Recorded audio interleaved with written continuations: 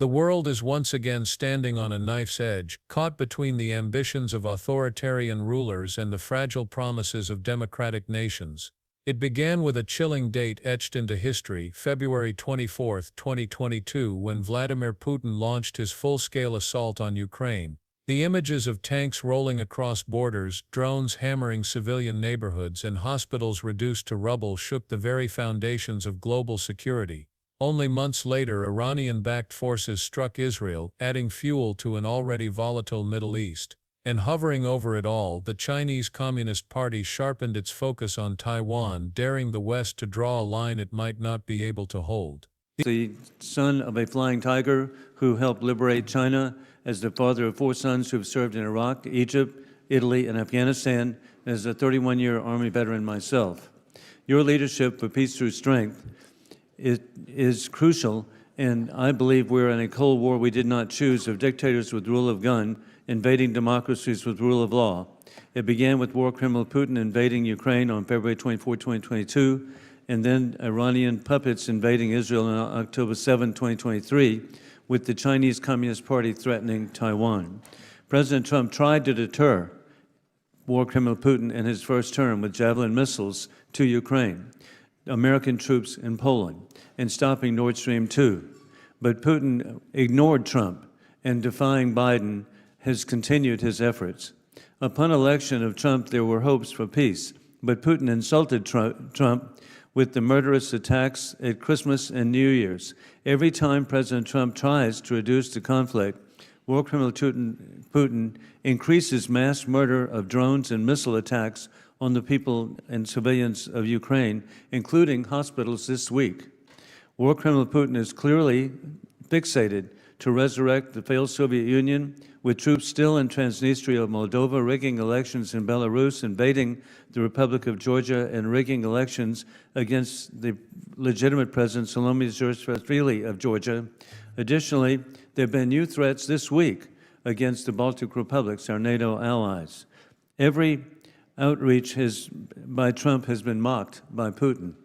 With that in mind, an incredible achievement of President Trump is to awaken our NATO allies, now including Sweden and Finland, that with Germany pledging now 5% remarkably, and 17 of our allies now provide a larger GDP support for the people of Ukraine than the United States because of President Trump's encouragement. What is the latest status on encouraging our NATO allies of providing for peace through strength?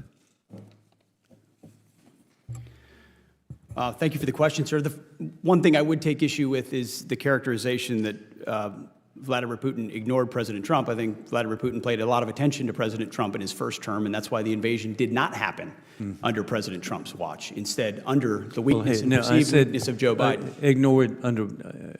Ignored and proceeded to He paid attention under President Trump, and then when Joe Biden was in the office it really set the stage, sadly, that if he had really appreciated what President Trump was trying to do, he wouldn't have invaded again, but whether Biden's president or not.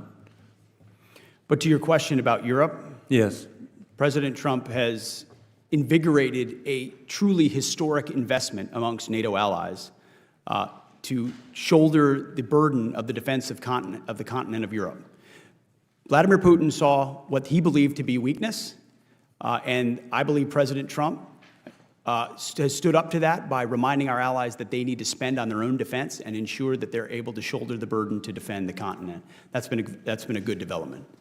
And indeed, I was grateful last February, coming back from the Organization of Security and Cooperation in Europe, and meeting with the president, and I told him how exciting it was to see our allies understand that indeed he supports Ukraine, he supports NATO and peace through strength.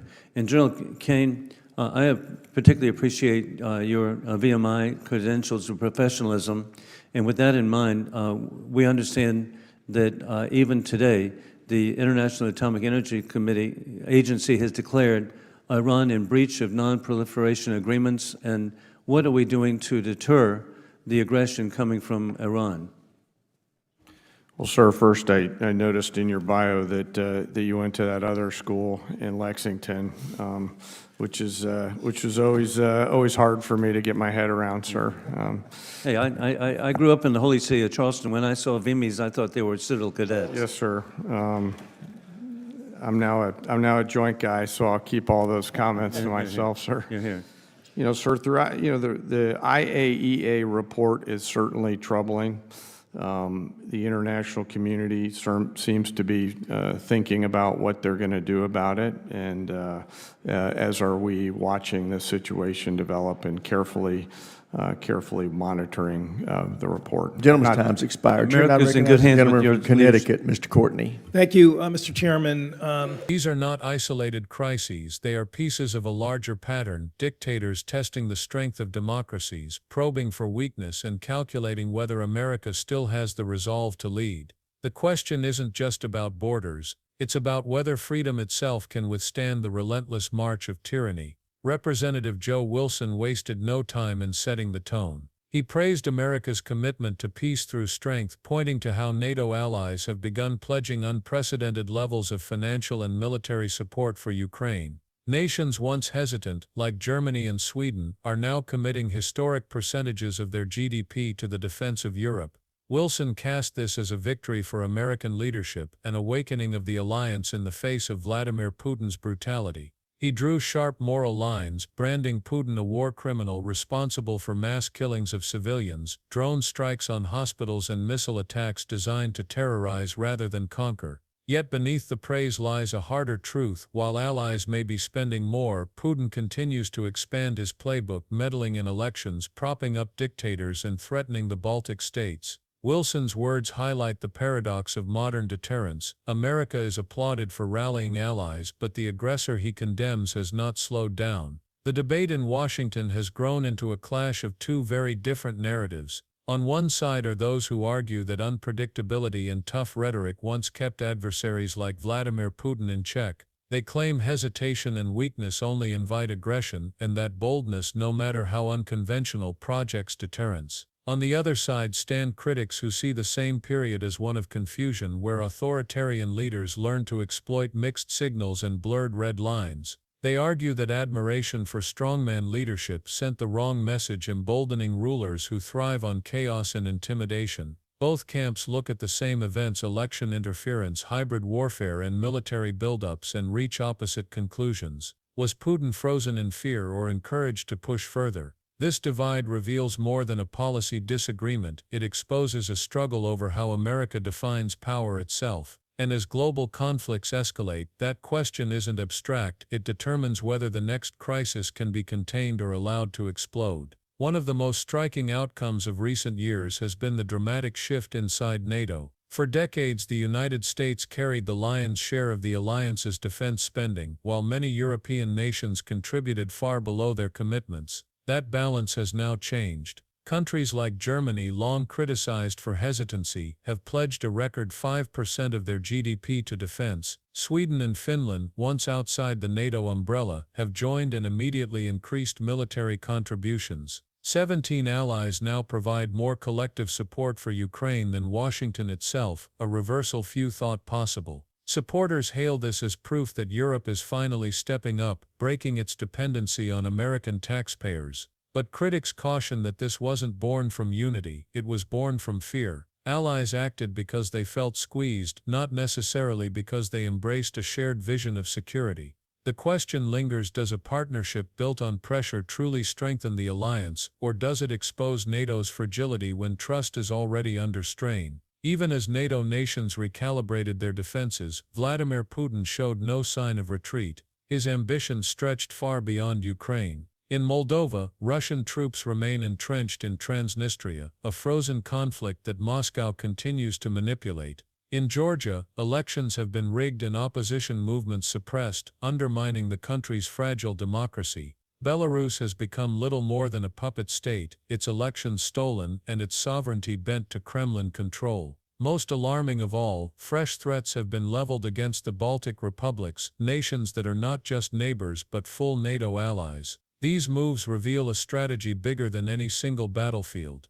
Putin's goal is not just to reclaim old Soviet territories, it is to erode confidence in the West's ability to respond. By attacking through drones, disinformation, and proxy forces, he tests every crack in the democratic order. Wilson's labeling of him as a war criminal captures the brutality, but the challenge goes deeper. Putin is rewriting the rules of conflict while the world struggles to keep pace. As the world grapples with Putin's aggression, another storm has been quietly gathering in the Middle East. A new report from the International Atomic Energy Agency declared that Iran is once again in breach of non-proliferation agreements, fueling fears that its nuclear ambitions are edging closer to reality. Representative Joe Wilson seized on this point, warning that American deterrence cannot afford to falter when Tehran continues to test red lines. Iran's strategy has long been a mix of delay, denial, and deception, stalling talks while advancing its programs in secret. Each breach, each violation, sends the same message: the regime believes the international community lacks the resolve to stop it.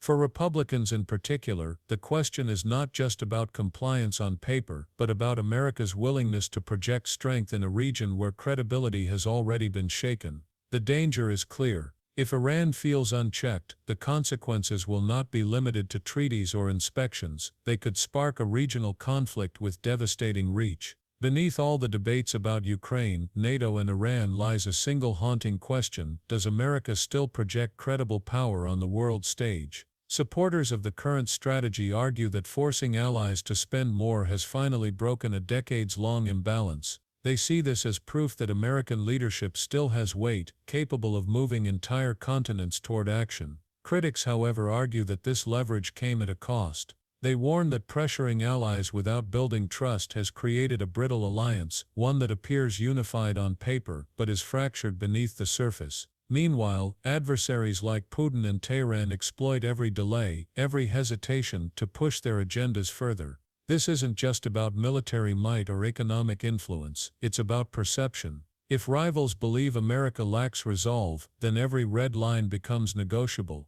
The question isn't whether America's strong, it's whether that strength is seen as reliable. In geopolitics, credibility can mean the difference between deterrence and disaster. When all the arguments are stripped down, the picture that remains is one of paradox. America's allies are spending more, NATO is expanding, and military aid is flowing at levels never seen before. Yet, at the very same time, authoritarian leaders are advancing with renewed boldness, striking civilians, rewriting borders, and daring the West to respond. Representative Joe Wilson's moral clarity in condemning Vladimir Putin captures the outrage, but it cannot mask the deeper uncertainty. Can deterrence still work in an era where aggression has become routine? Can pressure alone rebuild trust among allies who fear coercion as much as they fear the Kremlin? These are the questions that now haunt Washington. The wars in Ukraine, the nuclear brinkmanship in Iran, and the looming threat over Taiwan all point to the same crossroads: either America redefines how it leads, or it risks being defined by the chaos unfolding around it. The stakes are no longer theoretical, they are global, immediate, and impossible to ignore. If you found this breakdown eye-opening, make sure to hit that subscribe button, drop a comment with your take, and stay tuned. The next story will be even more explosive.